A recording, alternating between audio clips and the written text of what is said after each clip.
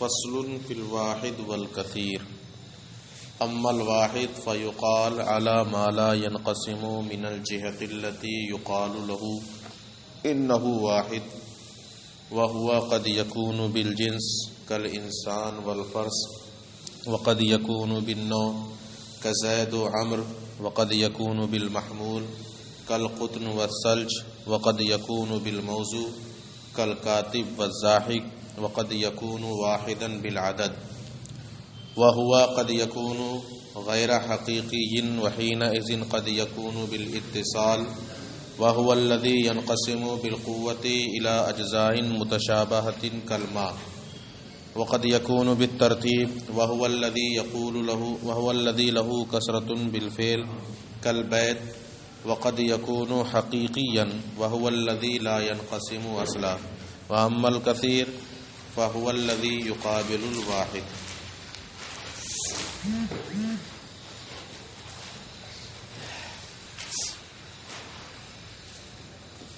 آج کی فصل میں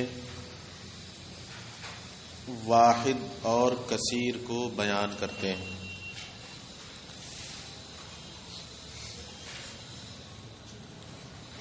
یہ واحد وہ شے ہے جو اس حیثیت سے یا اس جہت سے تقسیم کو قبول نہ کرے جس جہت سے عرف عام میں اسے واحد کہا گیا، اس جہت میں وہ تقسیم کو قبول نہ کرے. واحد وہ ہے جو اس جہت میں تقسیم کو قبول نہ کرے جس جہت سے اس کو واحد کہا جا رہا ہے. یہ یاد رکھنا. اب اس کی 5 قسمیں ہوں گی. کبھی تو واحد بالجنس ہوگا، یعنی جنس ہونے کی جہت سے وہ ایک ہوگی. مثال کے طور پر انسان اور فرس. انسان اور فرس یہ دونوں کیا ہیں؟ یہ دونوں جنس ہیں یا ان کی جنس کیا ہے؟ حیوان اور انسان اور فرس کی جنس کیا ہے؟ حیوان. تو یہ دونوں حیوان ہونے میں ایک ہے. حیوان ہونے میں یہ تقسیم کو قبول نہیں کریں گے. تو حیوان ہونے کی جہت سے یہ دونوں کیا ہیں؟ واحد. اور اس جہت میں یہ تقسیم کو قبول نہیں کریں گے. تو ایک واحد وہ ہوا جس میں وحدت کی جہت جنس ہو. یوں پڑھو. اب پہلا واحد واحد بالجنس، یعنی ایسا واحد جس میں وحدت کی جہت کیا ہو؟ جنس ہو. جیسے فرس اور انسان یہ دونوں حیوان ہونے میں ایک ہیں اور ان کے ایک ہونے کی جہت کیا ہے؟ یہ حیوان ہے اور حیوان کیا ہے؟ ان دونوں کی جنس ہے. اس کو کہیں گے واحد بالجنس. اور دوسرا ہے واحد بالنوع، یعنی وہ واحد جس میں وحدت کی جہت کیا ہو؟ نوع ہو. جیسے زید و عمر. کس جہت سے یہ دونوں ایک ہیں؟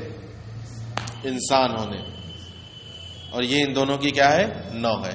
تو ان کی وحدت کی جہت کیا ہے؟ انسان. انسان ہونے میں یہ دونوں تقسیم قبول نہیں کریں گے، بلکہ دونوں کے دونوں کیا رہیں گے؟ انسان ہی رہیں گے. انسان ہونے میں یہ ایک. سمجھ میں آ رہا ہے کہ نہیں ہو رہا ہے؟ اچھا.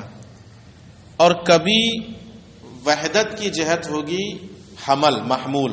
موضوع اور محمول دو چیزیں ہوتی ہیں نا منطق میں. ایک موضوع بنتا ہے اور ایک محمول بنتا ہے. ایک چیز کو دوسری چیز پر حمل کیا جاتا ہے. تو جس کا حمل کیا جاتا ہے اسی کو کیا کہتے ہیں؟ محمول کہتے ہیں.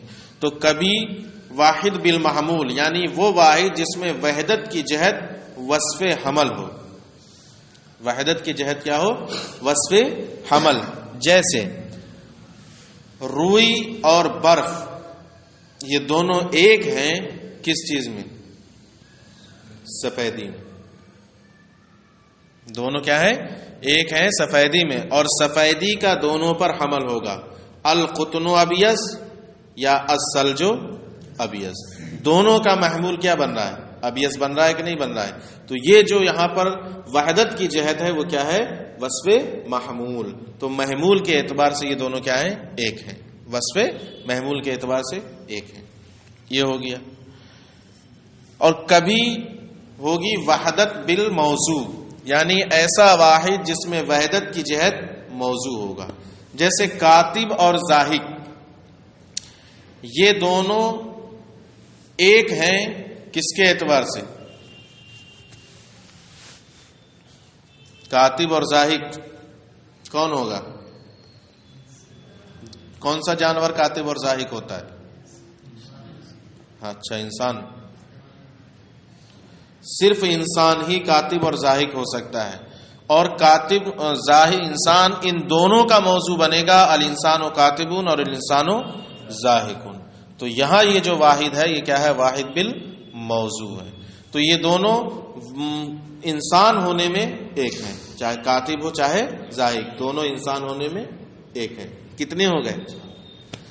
واحد بالعدد، یعنی ایسا واحد جس میں وحدت کی جہت تشخص ہو.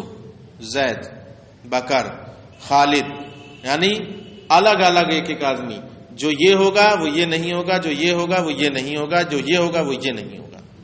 اب یہاں پر وحدت کی جہت کیا ہے؟ تشخص. یہ ہے واحد بالعدد. پہلے اتنا ملاؤ. یہ فصل ہے واحد اور کثیر کے بیان میں. اما واحد، واحد وہ ہے جو تقسیم کو قبول نہ کرے اس جہت میں جس جہت سے اسے واحد کہا جا رہا ہے. وَهُوَ قَدْ يَكُونُ بِالْجِنْس، کبھی وہ واحد بالجنس ہوگا، جیسے انسان اور فرس. وَقَدْ يَكُونُ بِالنَّوْع، کبھی واحد بالنوع ہوگا، جیسے زید و عمر. وَقَدْ يَكُونُ بِالْمَحْمُول، کبھی واحد بالمحمول ہوگا، جیسے قطن و سلج. وَقَدْ يَكُونُ بِالْمَوْضُوع، اور کبھی واحد بالموضوع ہوگا، کل کاتب و ضاحک، جیسے ضاحک اور کاتب. وَقَدْ يَكُونُ واحدا بالعدد، اور کبھی وہ واحد بالعدد ہوگا، جیسے کہ زید. وہی واحد بالعدد، عدد، فرد واحد، تشخص. یہاں وحدت کی جہت کیا ہے؟ اس کا تشخص ہے. اس اعتبار سے وہ تقسیم کو قبول نہیں کر سکتا، ایک ہی رہے گا. وَهُوَ قَدْ يَكُونُ غَيْرُ حَقِيقِيٍّ، اب اس واحد کی دو قسمیں ہیں، واحد حقیقی اور واحد غیر حقیقی. واحد حقیقی وہ واحد ہے جو بالکل تقسیم کو قبول نہ کرے، جیسے نقطہ. جیسے نقطہ فلسفیوں کی اصطلاح میں وہ کسی صورت میں تقسیم کو قبول نہیں کرے گا. اور واحد غیر حقیقی وہ ہے جو تقسیم کو قبول کرے، تقسیم کو قبول کرے. اب سنو، پھر واحد غیر حقیقی کی دو قسمیں. حقیقی چھوڑ دو، جو تقسیم کو قبول نہ کرے اس کو نکال دو. واحد غیر حقیقی کی دو قسمیں ہیں. واحد غیر حقیقی وہ جو بظاہر تو متصل ہو، اس کے اجزاء باہم ایک دوسرے سے ممتاز نہ ہو، ایک ہی ہو، لیکن اگر اس کو تقسیم کر دیا جائے تو ایک ہی جیسے اجزاء میں تقسیم ہو جائے. جیسے پانی، جیسے پانی.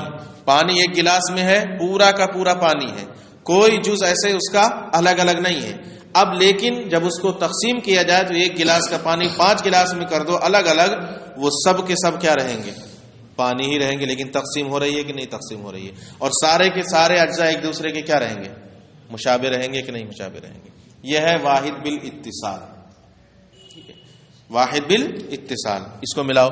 وَهُوَ قَدْ يَكُونُ غَيْرَ حَقِيقِيٍّ، واحد کبھی غیر حقیقی ہوگا. اب اس کی پھر دو قسمیں. وَحِينَئِذٍ قَدْ يَكُونُ بِالْاِتِّصَالِ، اور کبھی یہ کیا ہوگا؟ واحد غیر حقیقی بالاتصال ہوگا. وہ کون سا ہوگا؟ وَهُوَ الَّذِي يَنْقَسِمُ بِالْقُوَىٰ إِلَىٰ أَجْزَاءٍ مُتَشَابِهَةٍ، اور یہ وہ ہے جو اجزائے متشابہہ کی طرف تقسیم ہونے کی صلاحیت رکھے. بالقوا، بالفعل تو نہیں ہے، گڈھے میں پانی ہے ابھی تقسیم نہیں ہے، سب ایک ہی پانی ہے، لیکن اس میں اس بات کی صلاحیت ہے کہ اس گڈھے کا یا ایک گلاس کا پانی کئی اجزاء میں تقسیم کر دیا جائے. جیسے کہ پانی.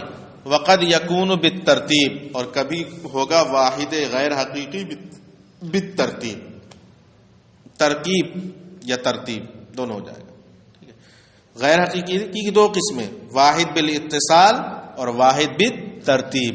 واحد بالترتیب وہ ہے جس میں بالفعل کثرت ہو، یعنی اجزاء ہوں، اور وہ سب کے سب باہم ایک دوسرے سے ممتاز ہوں، جیسے گھر ایک ہے کہ نہیں، لیکن دیوار، چھت، اینٹیں، گارا، مسالہ، یہ جتنی چیزیں اس میں لگی ہیں سب کی سب باہم ایک دوسرے سے ممتاز ہیں کہ نہیں ممتاز ہیں، اور اس میں بالفعل ہی کثرت ہے، سب الگ الگ ہے لگی ہوئی. آپ کہہ سکتے ہیں یہ چیز ہے، یہ چیز ہے، پانی میں کچھ نہیں سکتے، گڈھے کا پانی ہی کہو گے، یہ نہیں کہو گے یہ ہرا پانی، یہ گورا پانی، یہ کیسا پانی، کچھ نہیں، وہ سب کا سب کیا رہے گا، پانی رہے گا. لیکن گھر کے بارے میں کہہ دو گے یہ چھت ہے، یہ دیوار ہے، اور دیوار میں یہ اینٹ ہے، یہ مسالہ ہے، یہ پلاسٹر ہے، یہ بالو ہے، یہ ہے، سب کچھ کر دو گے. تو اس میں بالفعل کثرت ہو، باہم ایک دوسرے سے اس کے اجزاء کیا ہو، ممتاز بھی ہوں، اسی کہیں گے واحد بالترتیب. وَهُوَ الَّذِي لَهُ كَثْرَةٌ بِالْفِعْلِ، اور یہ وہ ہے جس میں بالفعل کثرت ہو، جیسے کہ گھر. وَقَدْ يَكُونُ حَقِيقًا حقیقیًا، اب آئی وہ والی قسم، اور کبھی واحد حقیقی ہوگا جو بالکل تقسیم کو قبول نہ کرے، جیسے نقطہ. اب رہ گیا کثیر. وَأَمَّا الْكَثِيرُ فَهُوَ الَّذِي يُقَابِلُ الْوَاحِدَ، کثیر وہ ہے جو واحد کا کیا ہو، مقابل ہو، یعنی اس جہت میں تقسیم کو قبول کرے جس جہت میں وہ کثیر. اب اس کی بحث آگے آئے گی انشاءاللہ، وہاں بتا دی جائے. ٹھیک ہے، بس یوں سمجھ لو کثیر وہ ہے جو تقسیم کو قبول کرے، بس یہاں سے بات بدل جائے گی.